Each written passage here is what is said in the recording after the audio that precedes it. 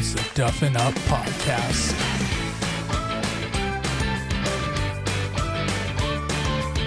All right, Duff Daddies and Duff Mamas, we have on a very, very special guest for you for episode 101. That's right, we brought guests back for the 101st episode.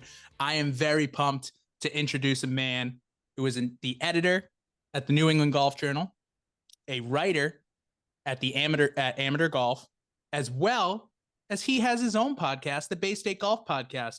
Ladies and gentlemen, the man who has played 118 out of the 350 courses, which it might now be like 353. Nobody knows. It changes all the time.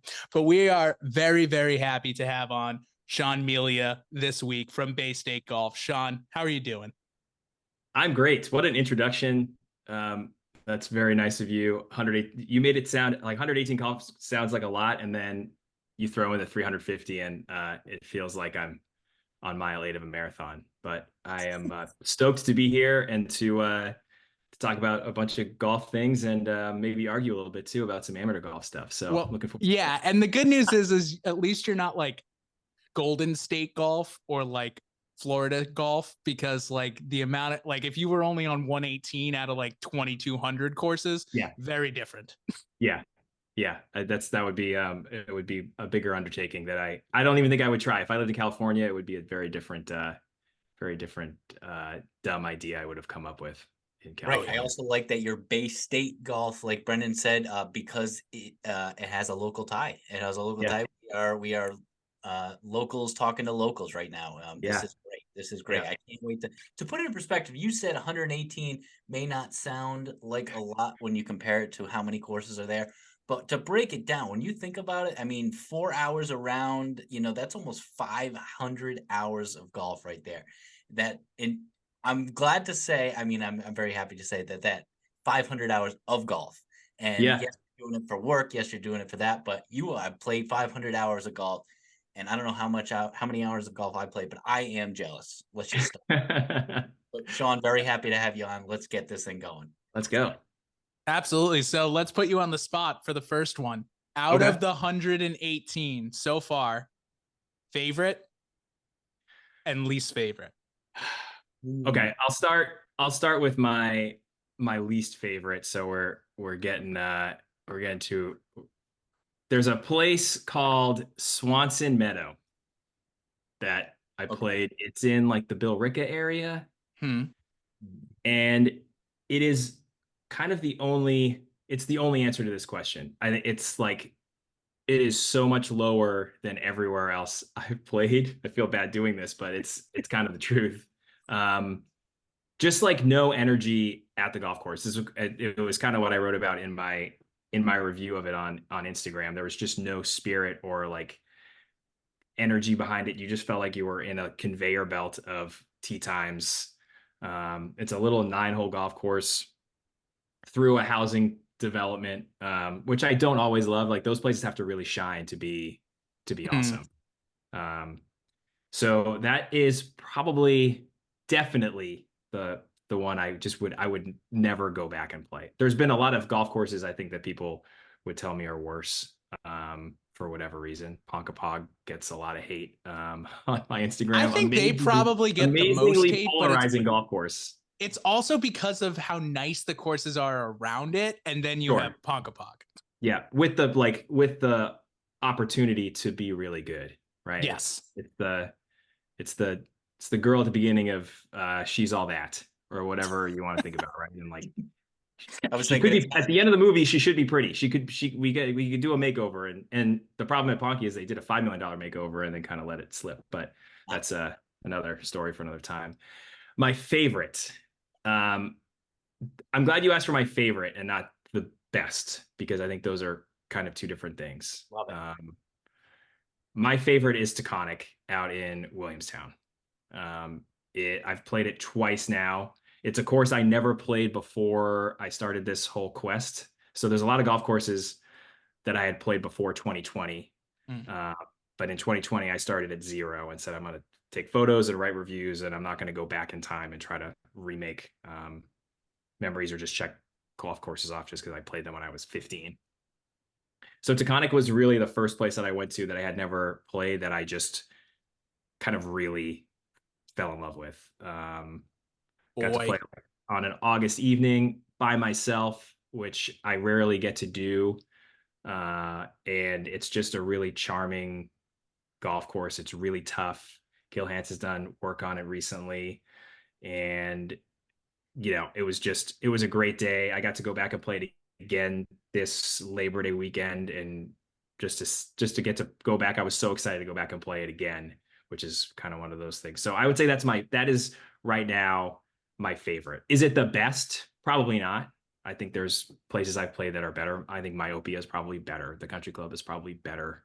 But as far as like the one that I really, really love and have just as a favorite is Taconic. I would tell everybody, make the drive and go out and see Taconic. It's at the end of Massachusetts, the far northwest corner.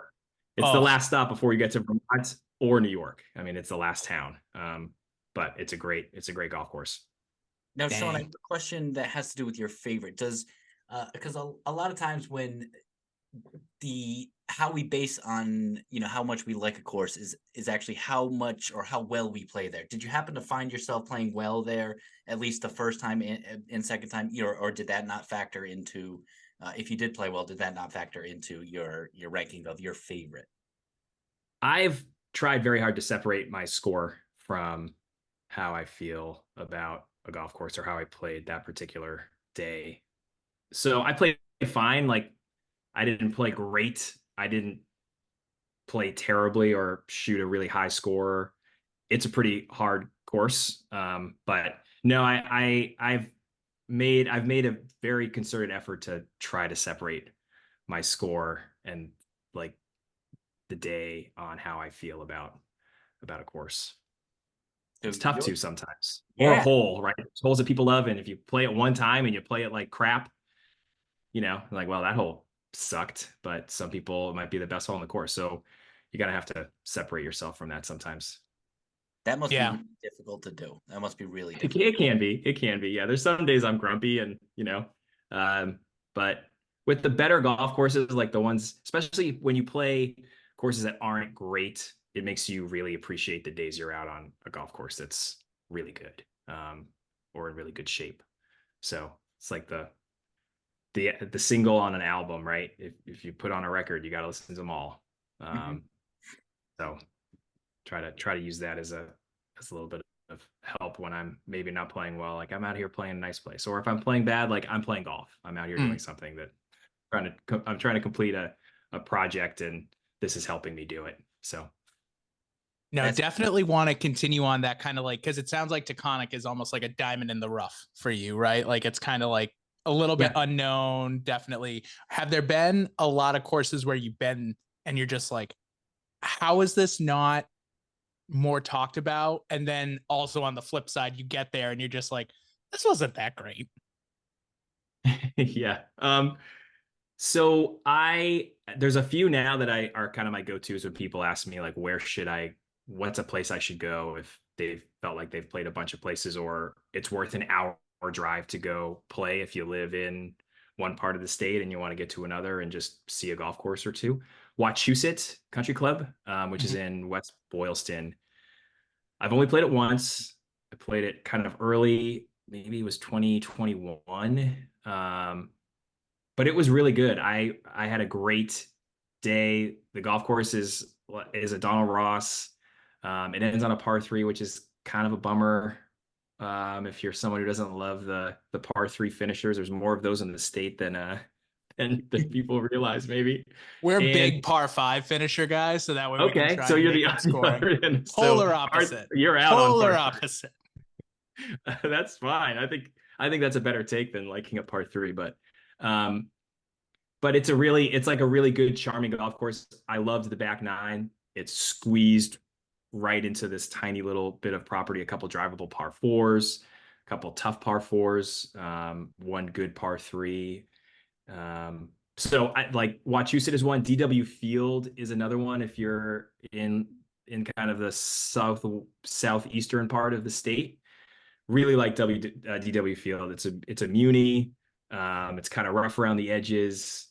Great little clubhouse. And like the first tee scene is It's like concrete, and then the first tee box, and people are milling about. I played on a Wednesday morning right before men's league went out. Greens are awesome. And I've heard from people who I talk to about regularly, or kind of going to see it a couple times a year. It's just getting better. Like, it was kind of run down, but they've put money into it, and they've built the greens out a little bit and made them, they're just great to putt. So those are two. And then trying to think of like somewhere in like the Western, a lot of people like, well, I guess Wachusett's in the central part, but Kettlebrook, which is also owned by Wachusett, is another really good, solid, challenging course that's in Paxton, Mass, out that direction too. And then Cape Ann on the North Shore is one I really love, 9-holer. So these are the ones I tell people to go play if they're willing to drive and check something out. Cape Ann is great. You can go to Essex and get some fried clams at Woodman's. There's a great brewery on that same street. So like a bunch of things you can do up there if you go play Cape Ann. Go play it twice. Bring some bug spray if you play in the summer, because the greenheads are nasty in the summer, really nasty. But that's my like, I guess that's four that I would recommend anyone next year to just go try to play. Sean, those are great, because none of those golf courses I've never heard of those golf courses, which is great, because I mean, you could have easily come out and said the Country Club, Crump and Fox, or Red Tail, or Pine Hills, or whatever, all those courses that I talked about highly. We can be a member for the day, Tim. Don't you worry. We can be a member for the day over at Pine Hills. I can't wait. No, it's just really, you have a unique perspective, because you have a destination, you have a goal of going to each golf course in Massachusetts. And so, yeah, anyone can look at the best courses in Massachusetts and they can play those lists or whatever, but you're going to play all of them. And these are courses that, I'm sorry if they're famous golf courses to anyone listening, that they're like, well, how have you never heard this before? But I like that you are saying courses, like I said, that I've never heard of, because this is great intel. This is great intel, especially like you said, one's a muni. I mean, perfect. I'm gonna go online, make a tee time, show up. That's perfect. Yeah, I think just like golfers can get so siloed in the places that they love and the place that they hate, right? They write a place off. They went to it once. It took 6 hours to play the round, and they're done with it. And they've got their place they love to go, and their buddies love to go. So that's kind of a weird side effect of me doing this, is, which I did not really think, is what you just said, of finding places for other people to play. I started this super selfishly. I was like, I'm just going to do this project and maybe people will follow along. And that was, for me, what I was doing it for. And then as I started to accumulate courses and people started asking me, like, where should I go? Where should I play? I realized, like, oh, I'm kind of compiling a bunch of information that a lot of people might not have, or are just looking for new places to go play. So definitely a side effect. That was not the intention, and it's becoming more and more like a bigger reason for doing this. And are you okay with that? Like, obviously it's not it wasn't your original intention, but you're good with that? Like, I find it awesome. Yeah. I think part of it is I was a teacher for 13 years. Like, I taught 4th grade and 6th grade, and that's like what I did before I got into writing and doing this whole thing. And I think that's like kind of, it scratches that teacher itch a little bit. Like, I'm kind of educating or helping people find places. I wouldn't say I guess educating is too highfalutin a word to use, but like I'm helping people find some new stuff. And so I do like that part of it. It was just definitely not the plan when I started. Yeah, that's great. I have a gazillion questions. I could keep on going, but I am blocking. Tim, go. Tim, this is your time to shine, baby. Go for it. I do all the talking the rest of the episodes. You got this. There's so many questions going on. All right, first of all, what's your best score out of those 118 rounds? Like, what's the course you played that you scored the best at? So I shot even par at Butterbrook. Okay. Which is in Westford, Carlisle area. And I shot even par at Juniper Hills this fall. So those are the 2 best rounds I've played. Butterbrook is a course I played a ton growing up and after college.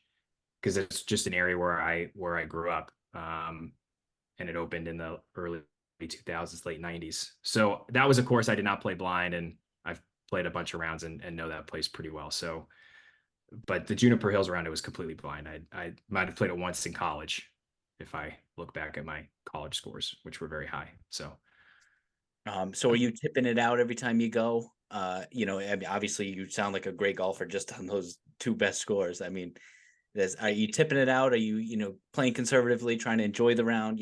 What's your approach to a new course that you get to play? yeah, it depends on who I'm with. Okay. Sometimes I'm like a single and I show up and I'm playing with three guys who are in their 60s on a Wednesday morning, and they're like, we're going to play the whites. And sometimes I'll say, I'm going to play one back. I wouldn't tip it out and play like two tees behind some guys. And sometimes I'll just play I'll just play with them or play their tee box. Or sometimes they'll be like, we'll play one back and we'll play with you. So if I'm playing with buddies who are all kind of around my ability, we might play the tips. We might not. I'm typically the one who's trying to convince people not to play the tips. Thank you. I don't Thank always you. I don't There's need no to reason. I don't No need to go reason. all the way back all the time, especially playing places, once. So like Taconic, the first time I played the tips, I was by myself. The place was completely empty. And then the second time I played, and the guys I played with played like a combo tee, and I just played the the longer of the combo tees. So it depends on the day. But I don't love tipping it out. Like I don't need to get my ass kicked every time. No, I like that approach. I mean, I really do. I really do. We Plus, you get golf to enjoy it. It's Yeah. supposed to be fun. Yeah. Brennan's new New Year's resolution is enjoy the walk. And I so, will not be Yeah. enjoying the And walk make birdies. if it's And make some tips. birdies. yes, Yeah. yes. And it's not even the walking part. It's just like oh, great. Like I have a 500-yard par 4 and I hit my driver 260. So that means I'm 3-wood into the green. And like it's Yeah. not going to get there. Yeah. Force So. carries. And yeah. Oh. Yeah. Sean, my last question before inevitably another one pops into my head while you talk is so I'm sure you've seen or heard of you kind of remind me of the Busta Jack crew. They did Golf in Old Glory. I don't know if you saw that, but they played 50 states and 50 courses. Yes. Yeah. In 50 different states. So you kind of remind me of the Massachusetts version of that. And yeah. So the question I have for you is when you play something like a private course, like a course that we can only hope to play, and obviously you might not be a member, how are you getting these invites? Are people knowing you saying, hey, come play with us, we want you to review our course, or whatever, or is it you emailing them saying, hey, can I come, I got this thing that I do? How do you what happens there? So one rule I kind of set for myself when I started, which I might regret down towards the end when I'm trying to go play Nantucket Golf Club or Vineyard Club or somewhere like that, which I have no real connections to, is I'm trying to get invited to all these places, or at least like not reach out via email, like you said, and say, hey, I'm doing this. Can you help me out? So that's kind of a little rule I have for myself. So people can invite me. I have friends who are members at a bunch of these places. I've played, and I've kind of like reconnected with people through this. I'll run in, like, I played the country club, and the reason I got on the country club, I went to the final of the Mass Am when Thor Bjornsson played Parziale at Brayburn. So I walked out, wasn't really a golf writer doing anything yet. I was just kind of wanted to go watch. It was close to my house. And I ran into a guy I went to high school with, and he's a member at the country club. And he was like, I told him what I was doing, and he said, well, let's try to get a round in. And then he reached him and another college buddy who I played golf with, who are friends. He was up from Maryland, and he was like, let's all three of us go play the country club. So like that kind of stuff happens. And then sometimes I'm just fortunate enough some people have just reached out through Instagram and invited me to come play their place, just as a guest. I have a newsletter, and there's people who subscribe to the newsletter and have just responded to that newsletter and said, hey, you should come. I played Oakley that way. And then some I've played in like qualifiers. So Fall River, Andover, I played qualifiers in. And then I was lucky enough to play Catanset and the country club's open routing as a media member because they had USGA events in 2022.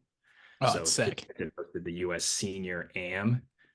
And as a writer for amateurgolf.com, which has been around for 20 years, I got a media day invite to that. And same with the US Open. So those I got on not because of Bay State Golf, but because I write for amateurgolf.com. And it was close that's by. sick. That's awesome. Yeah. If you ever go to this place on Cape Cod, there is a very, very angry greenskeeper, and his name is Daniel, and he works at Pocasset Golf. Just be a little wary of that man. Just tell him how much you love Eastward Ho. That's all you have to do. That's all you got to do is tell him how great of a course Eastward Ho is, and he may hit you. I got hit. It was okay. I have not played Pocasset yet. I do follow the greenskeeper on Instagram. He's the absolute best. We had him on. We went up to. I was up in Pocasset last year. Played one of the Cape Cod Golf Guys tournaments up there, and it was great. But I was just talking with him, and he's just like, he's the best. He's just so funny. Yeah, that place looks awesome. Looks very cool. It is. It is very, very cool. Yeah, and we also did the indoor golf with them too. They did something at Pine Hills for the indoor league too, which was cool. Oh, that's right. Yeah. So that was fun. So it's really cool to kind of meet a lot of, I know that they do some events. So like I'm trying to get to more of those events this year, because it's just really great to meet like a lot of the local guys, and that's kind of the reason why we do a lot of interviews and we do a lot of that stuff to kind of get more people on the pod who you may not have heard of, but also to connect locally as well. Like that's the biggest thing for me is we want to continue to build that side too, and build up a local footing, and also, kind of explain, like, even though, Timbo's down in Rhode Island and Mikey, who's not here tonight, is down in Rhode Island, and Bry Guy's up and Brian plays Fresh Pond almost every day during the summertime. So, but we definitely want to continue to kind of build up that side of it and make sure, people understand New England golf. Speaking of New England golf, we are right in the doldrums of the off season. No, you think so? I have no idea what to do with myself. It better be the doldrums, man. I'm telling you, if it's not the doldrums. Well, the problem is too, is like, it's great when it's like, I'd rather it be 25 with snow on the ground than like what it is right now, which is 45 and rainy, because then I'm getting the itch. Like I'm getting the itch. I'm like, it's almost 50 degrees. Like maybe we can go out and play. And then you get to the course and they're like, we're underwater and no one can step on anything. Go find a second hobby. Go find something else. For the love of God. There's other things. Go knit. Go to Top Golf. Yeah. Go to Top Golf. Yeah. Which we finally have. We have 2 now. That's right. Yeah. People. I have not been. I haven't been to the Canton one now. Tim's been to the Cranston one. You like it a lot, Tim, right? It is. They did it right. They did it top of the line, 3 decks, everything. They did it right. They did it right. I actually think the Cranston one might be a little bit bigger than the Canton one, because the Canton one they put on very, very, very small piece of land. Yeah, I think you're right. But it's good. Like 60. From what I've heard, it's amazing. Bays or something. Yeah.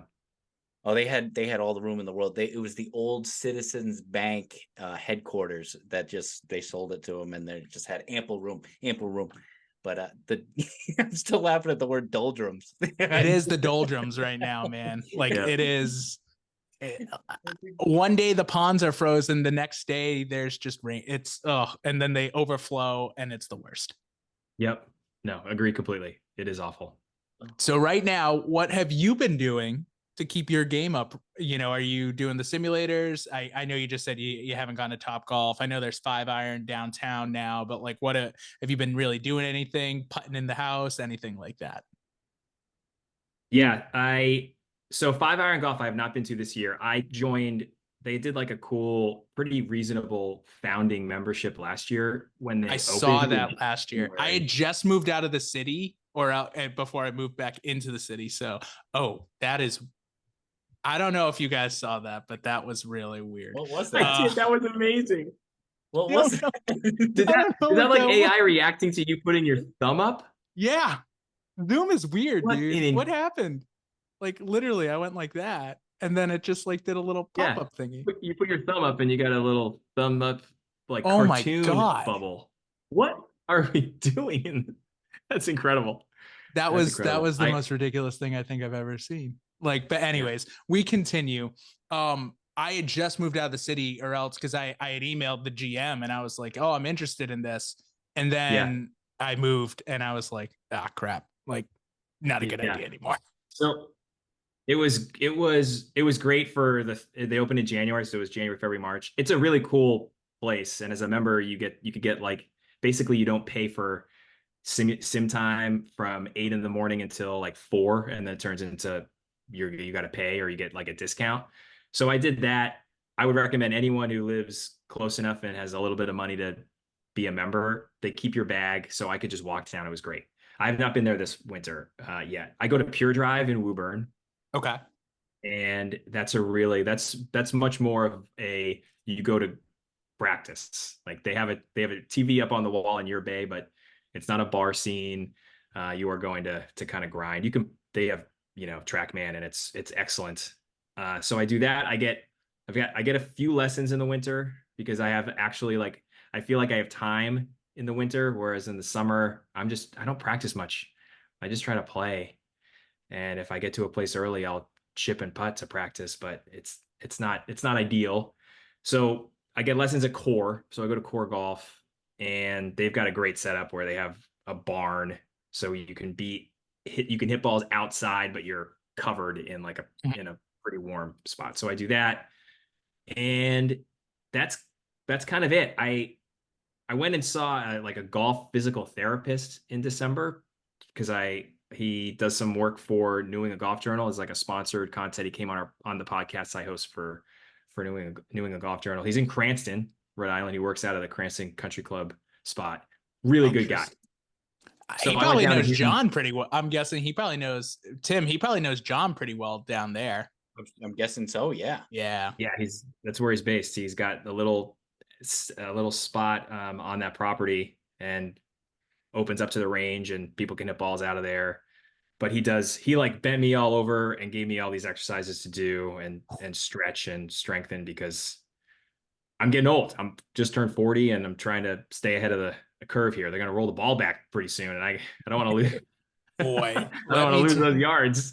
I'll tell you what, man. By the time I'm 46, I think that might hurt a little bit. I don't mind. It's fine, but I'm half joking. But that's another thing I've been doing is just I run.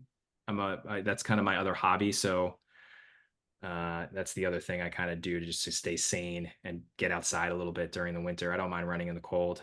So, well, as you can see from this physique, I am also an impeccable runner. No, I'm kidding. But I actually, that's kind of funny that you did bring it up because an interesting part, we were talking about it too with the golf ball, with the ball rollback. yeah. And like super interesting comments, I think, from when they first proposed it, when JT was like, we play the same exact ball as you. And I'm like, no, you don't. Like, there's 5 Titleist golf balls that are literally just made for tour people. Like left dot, left hash, like those were all, those have been on the tour for 15 years before, or 10 years prior to them selling them, all that stuff.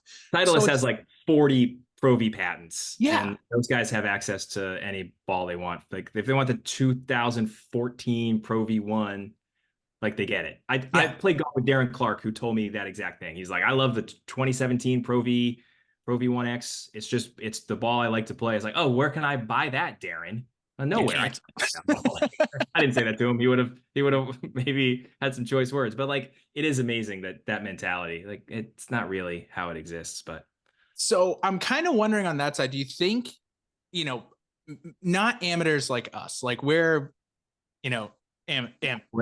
We're not but like when they do they'll start doing like the high amateur competition, the college golf competition. I would expect the rollback there, and I would expect the rollback on the professional circuits. Do you think it is going to get to the point where it's just like it'll be a total rollback for even, selling them at the golf shop just for that? Or do you think it's more of, we're going to do this for specific, we're going to do this ball rollback is going to be for competitions only? Well, so I think like competitions will definitely, no matter what competition you're playing in, like if you want to go try to qualify for the Mass Am or play in a local event, I would imagine those will be sanctioned, and like you have to play with whatever golf ball has been deemed legal. It's like the USGA golf balls, basically. Yeah. Sure. Whatever the new restrictions are on the flight and the speed and all that stuff. Though, like when 2030 rolls around, that's going to be the golf ball that you'll have to play. I think there's a lot of golf balls right now that already fit that criteria, and at least that's what Mike Wan says. So yeah, but then at the same time, I think there's going to be a bunch of guys, especially that first couple years, who are going to play golf balls that like they stored up from 2028 to 2030. And like, that's fine. I don't necessarily know if I'd want to like play a match with some random guy on the first tee when I make a tee time and he's like, you want to play $10 Nassau? Like, well, I don't think I do, because I'm not sure what golf ball you might be using, and that's kind of weird.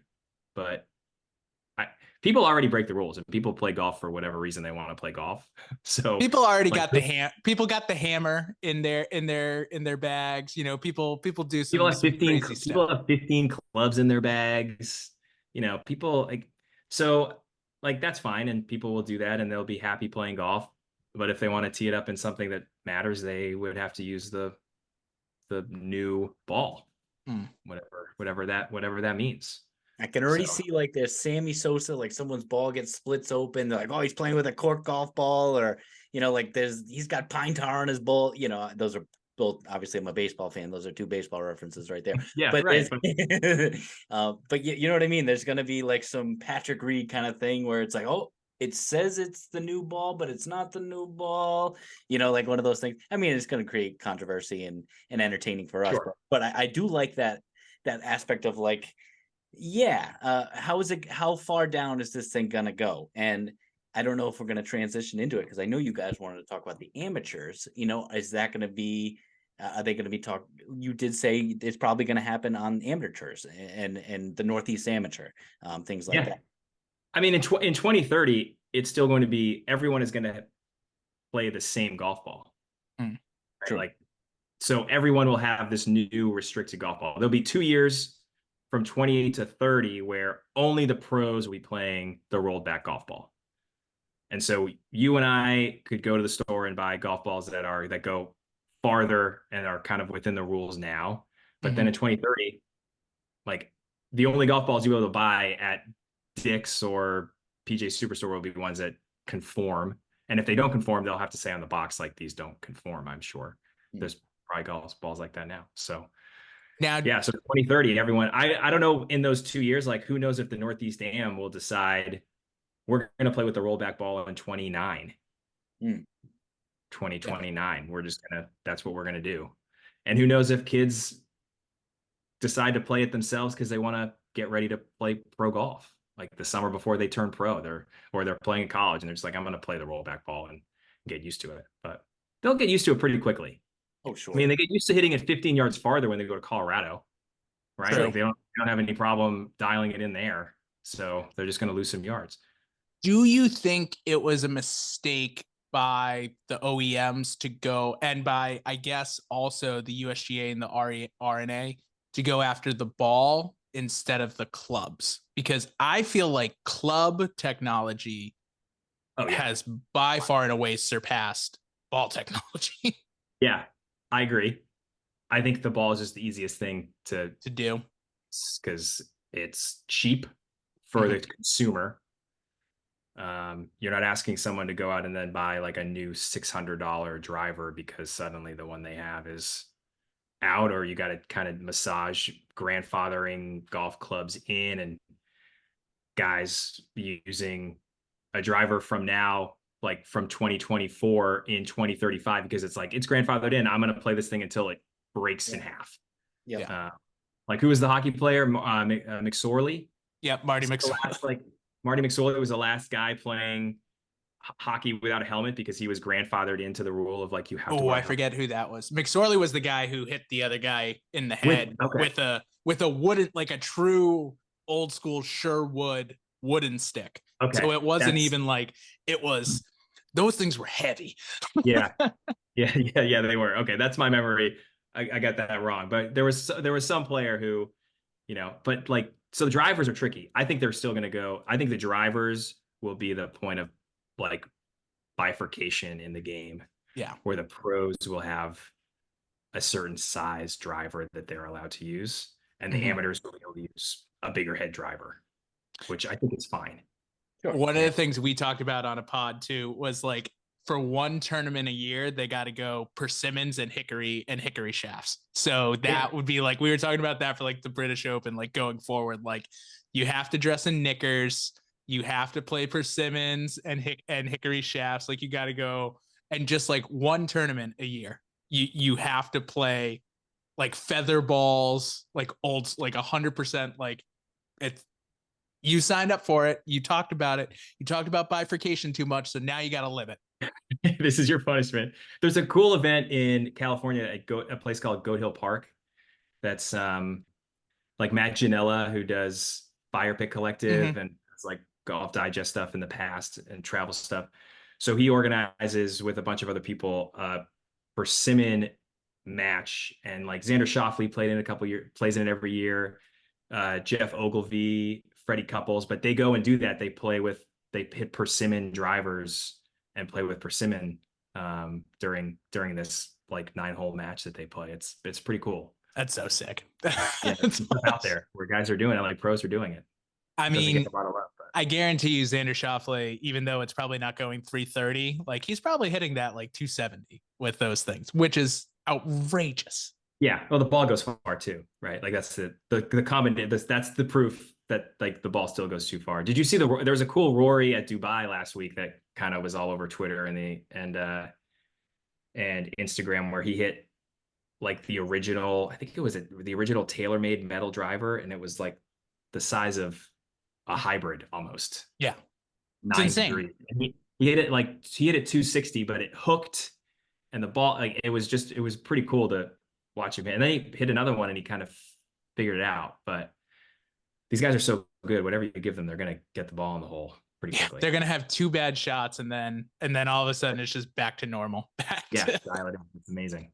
Oh, it's crazy. But yeah, definitely feel like that's coming down not the persimmon side. I wish the persimmons tournaments would come down, but like, I think we're in a very interesting time in golf where like, because of these new changes, it is going to like, even though it was the worst kept secret ever that like you weren't playing the same clubs and you're not playing the same shafts and you're not playing the same balls, it's going to be a lot more open now that like there is very different. Like you cannot go to PGA Tour Superstore and pick up a TaylorMade Sim 2 and be like, this is the same one that Colin Morikawa is playing. It's like, right. No, it's not. It's not even close. It's not even close. Yeah. So very interesting times.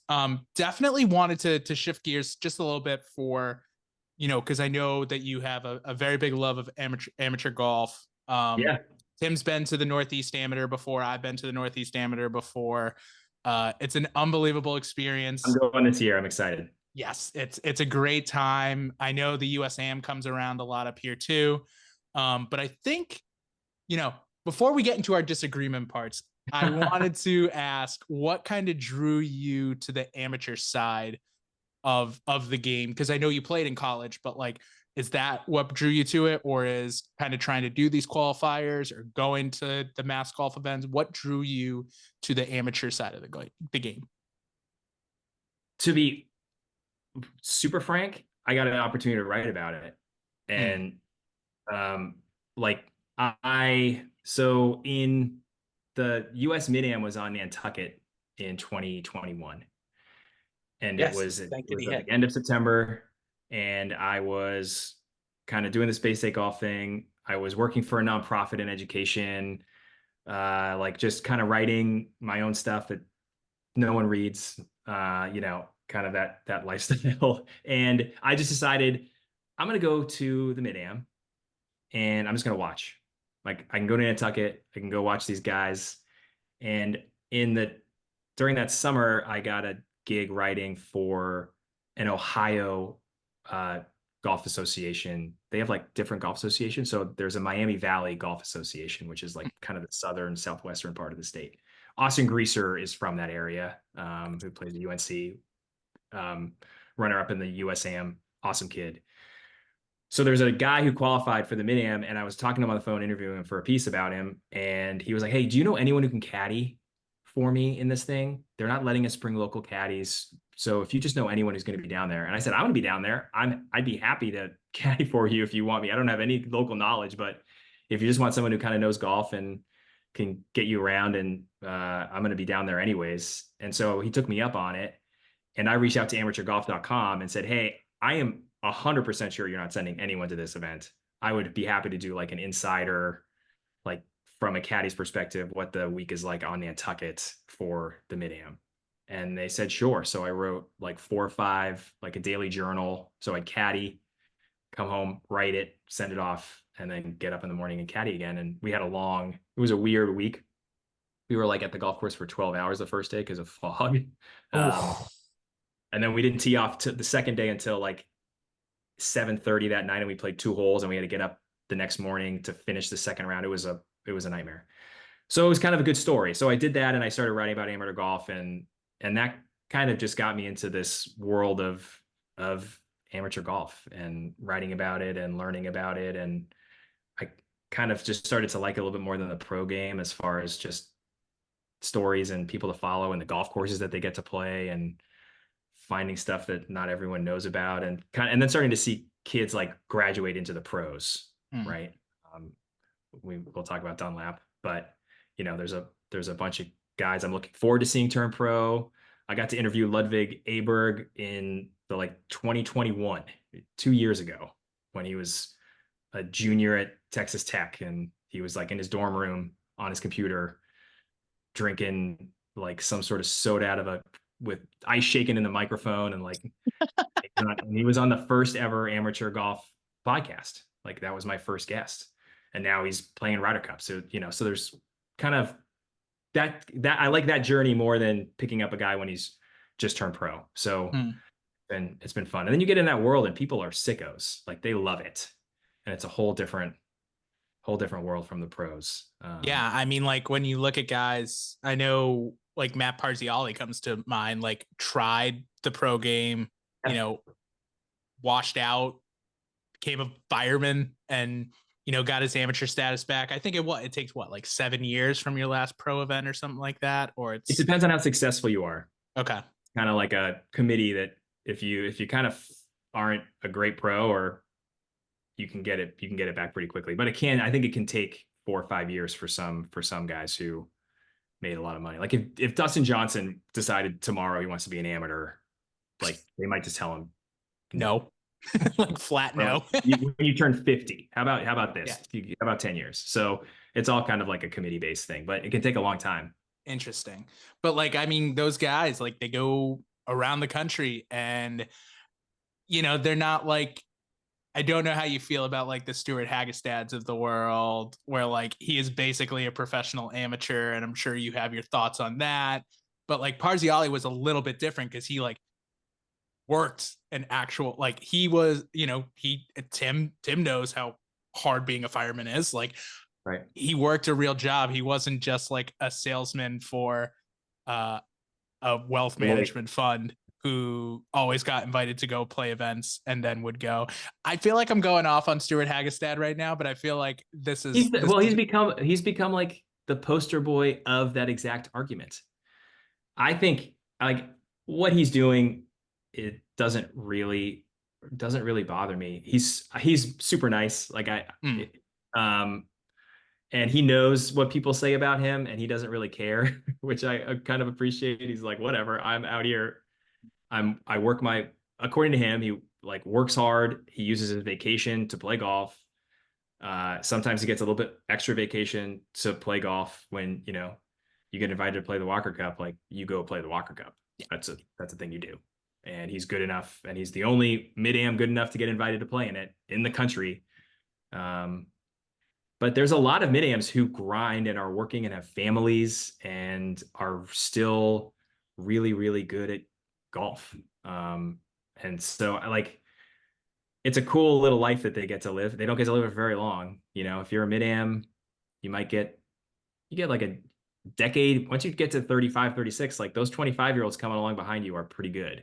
And then you're looking at like the senior circuit, and some of those guys, a lot of those senior guys actually kind of didn't play a lot of mid-am stuff, and they decided, I'm going to raise a family and focus on that. And then when I turn 50, then I'm playing golf. So there's kind of an interesting dynamic with the seniors to the mid-am as well. But yeah, it doesn't bother me. The Stuart Hagestad stuff doesn't bother me. I think good for him. If anyone could do it, they would do it. No one would say, I don't think. 100% agree with you on that side. I just remember reading that for the first time, and I was like, just hearing that, I was like, so you're basically a professional amateur. Like, this is pretty cool. Like, it's pretty cool. And now he can really get NIL money too. It's even better. He's really good. Yeah, he's very, very good. Yeah. Like, not everyone could take that much time away from work or whatever they think he's doing and be that good. I mean, he's outstanding. He's like the best amateur of his generation. And so he's won. I mean, he's made the cut, twice at the US Open or 3 times at the US Open? Like, he's made it. I don't know off the top of my head, but he made it at Brookline. Yep. He didn't play at LACC, so he'll play again this year. But yeah, he's played the weekends. He's made the cut at the Masters. So yeah, he's awesome. He's very good. But he's the only one who's doing it like that. He's the best. Yeah. So. As you can tell, we're just all very, very jealous on this. Yeah, it's great. Good for him. We could do it. Yeah. So I definitely wanted to, especially like history was made obviously over this past week. We'll drop this on Monday, but Nick Dunlap won for the first time since Phil Mickelson in 1991, an amateur won on the PGA Tour. Yeah. It's historic. I honestly never thought it would happen again, especially when Thor Bjorsen got so close a couple of years ago at Travelers. At the oh god, what is the Travelers? Jesus, at the Travelers. I was like, that's the closest we're gonna get for a while, unless it's like I know everyone kicks down the John Deere, but like unless there's like some guy going up at like one of these not mini to basically one of the alternate events, unless someone's playing there. The mid-tier stuff. Yeah. Like exactly like how Matthew Wolff and Colin Morikawa won their first events. They had just turned pro like 3 weeks before it. You know what I mean? Like just something like that. It is kind of like I still go back to it, and I saw like, happy that he turned pro today on Thursday today. Yeah. But I've always been of this mindset that totally understand him not getting paid the day of, right?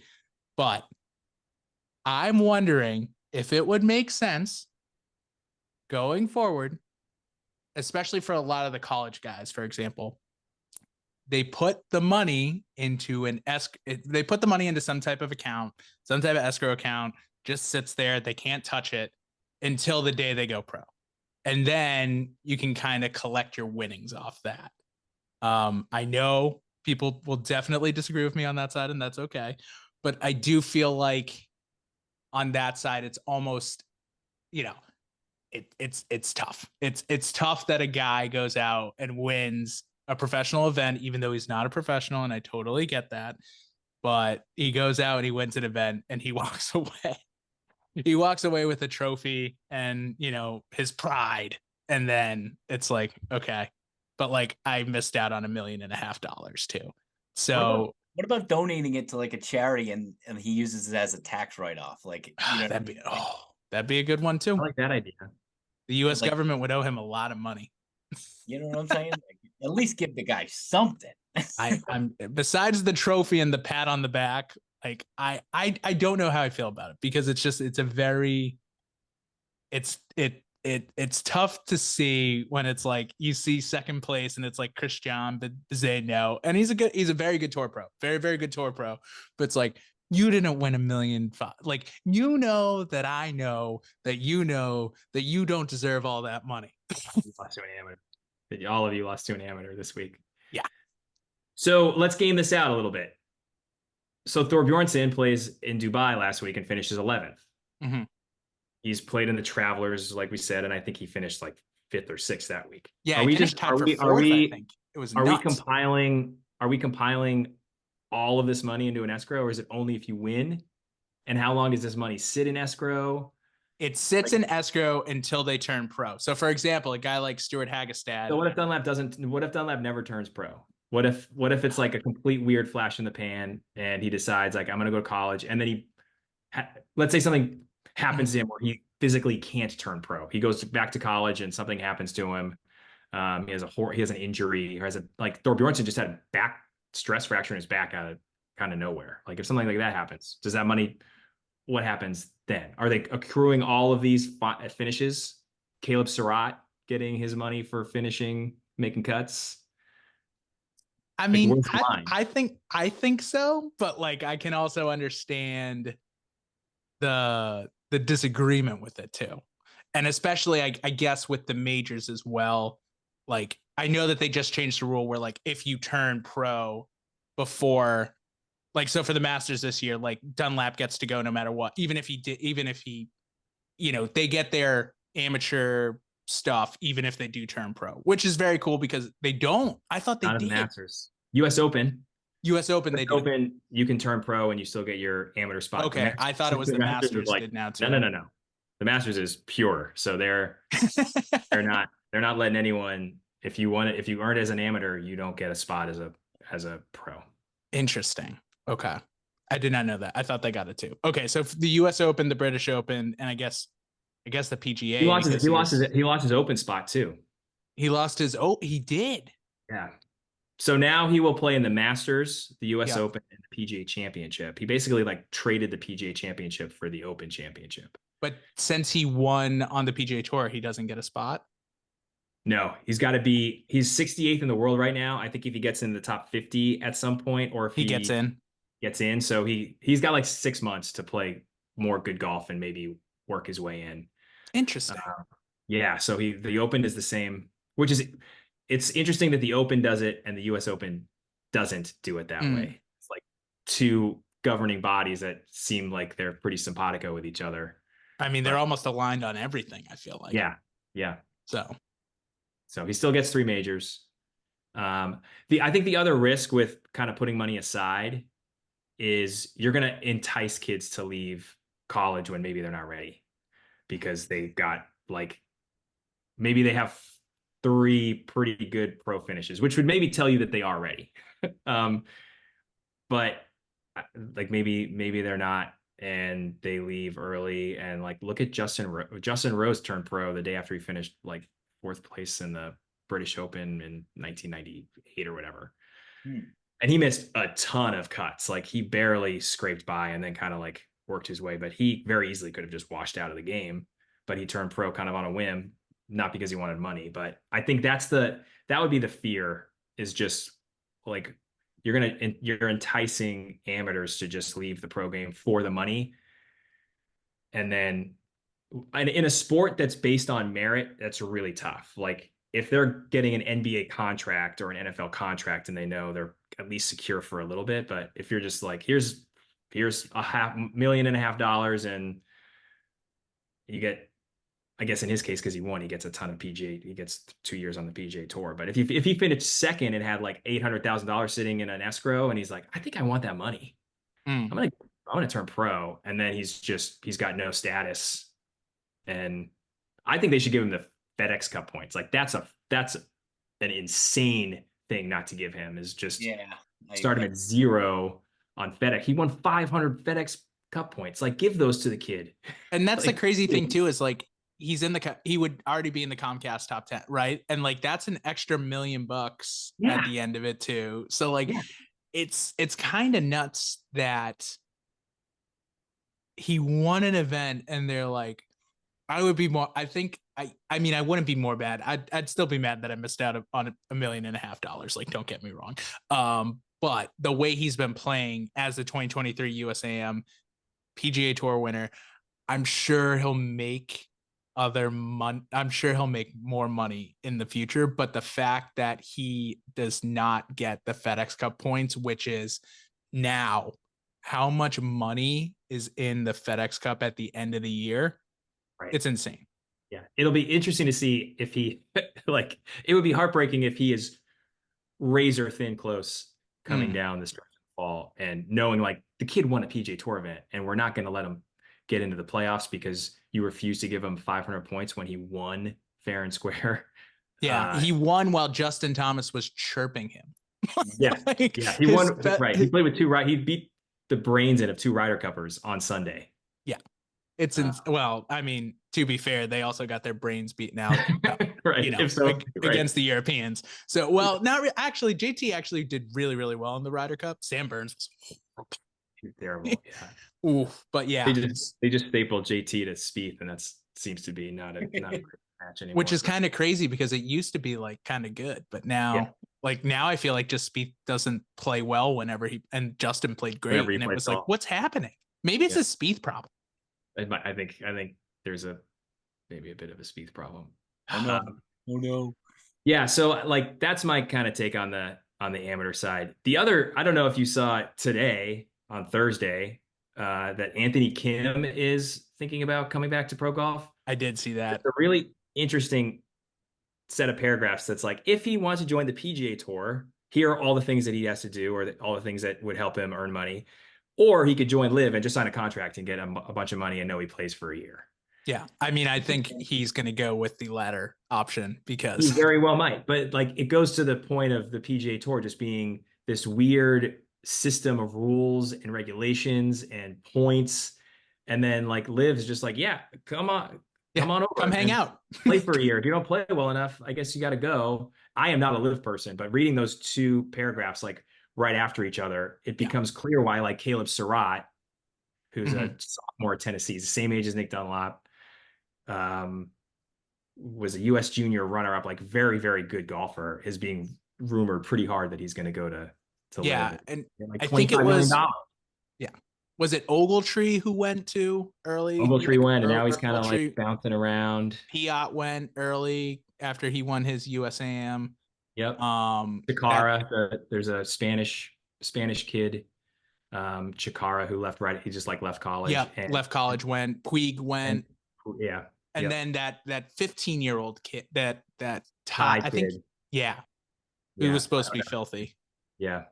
I don't know if he is or not, but I think that part, especially for Anthony Kim, like, yeah, dude, I'm taking the $50 million this year and I'm going to go play Live. And especially when he's got like a $10 million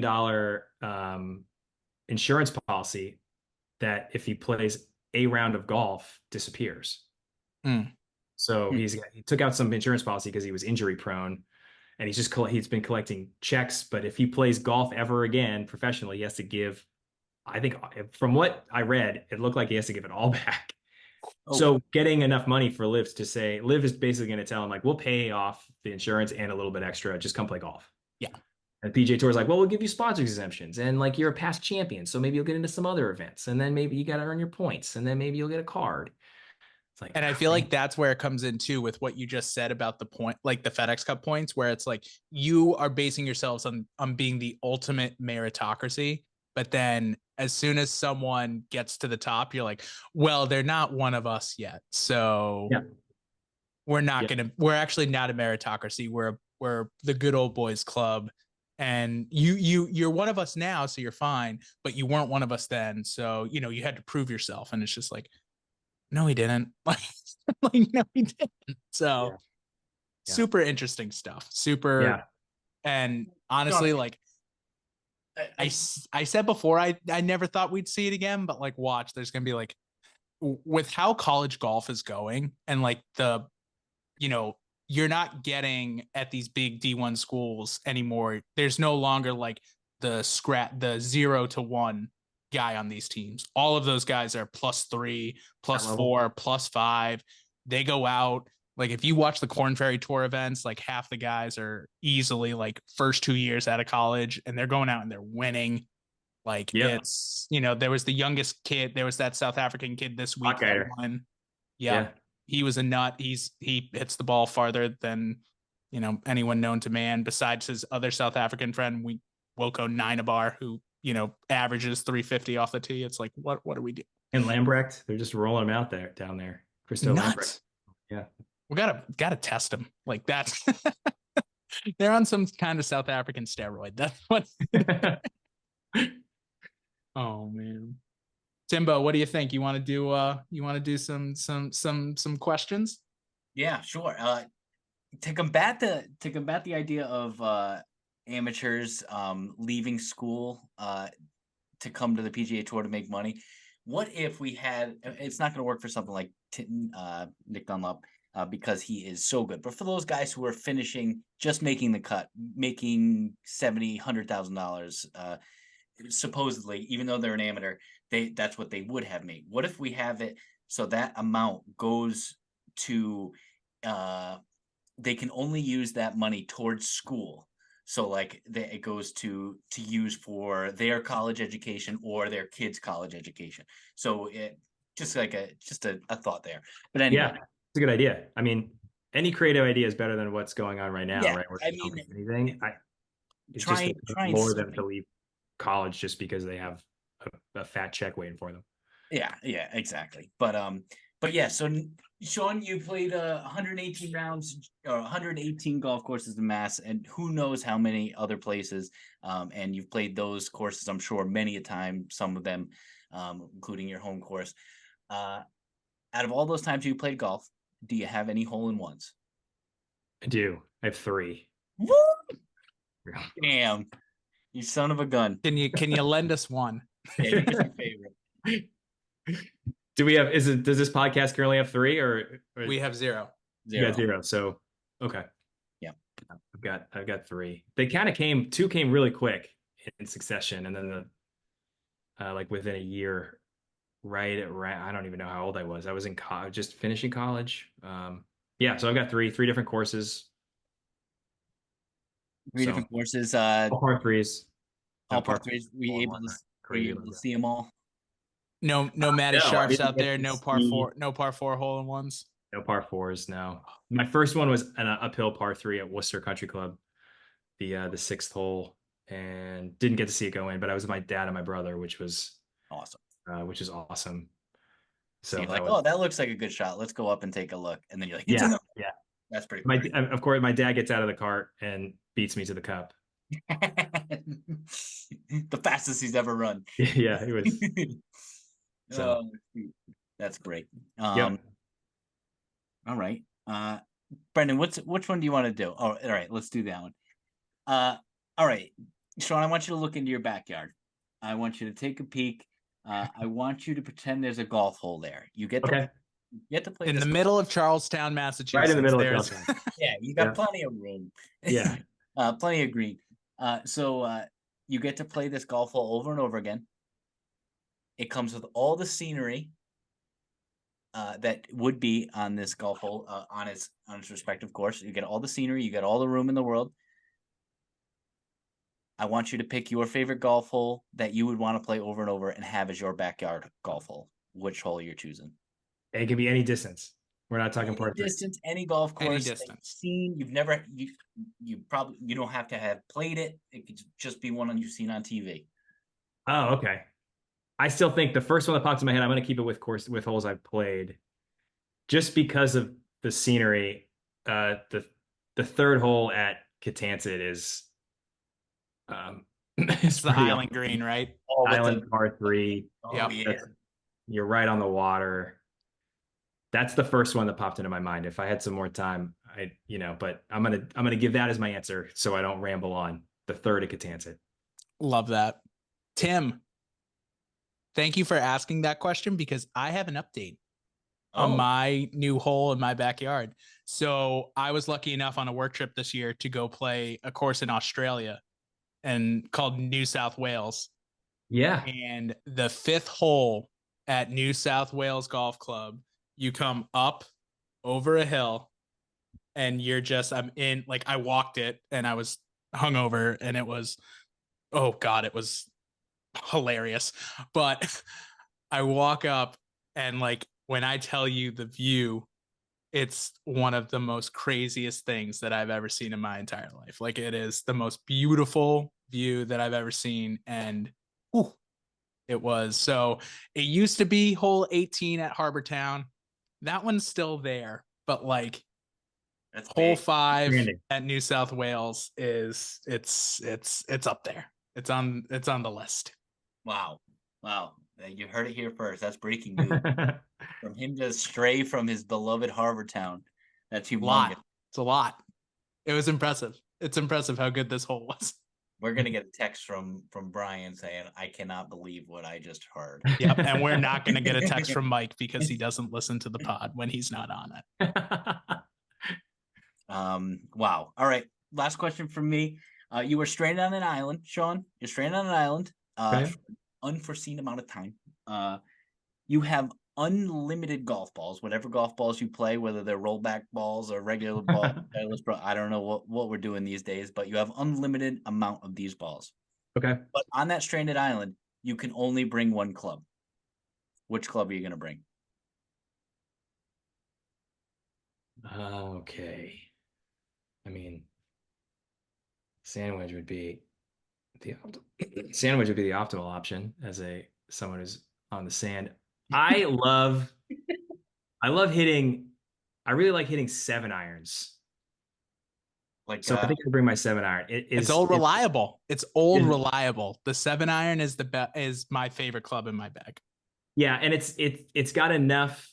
You can hit it far enough to feel like you're, hitting a golf ball versus a sandwich or whatever. But you can also kind of mess around and hit some like fun shots in wherever you are, and versus like a driver is a one-trick pony, and kind of so is a sandwich or something like that. So I'm gonna bring a 7-iron so I can hit a bunch of different shots. Tin Cup would be proud. He really going through, going over the trees with a little draw. Yep. That's great. Lord knows I can't hit a draw, but that's okay. Phenomenal answers. Congratulations on your 3 hole-in-ones. We still are chasing our aces. We still are chasing aces. Shout out, Jeff. One day Any close calls? Like any super close calls in it for either of you? Tim, you had a close call, didn't you? Yeah, a few. I mean, what's a close call? I mean, if it's not in, it's not in. I had one over Christmas break. I know. I am so set on it has to set up perfectly, and that's probably going to be my ultimate. I'll probably never get one because it has to be on an 18-hole round on a regular golf course.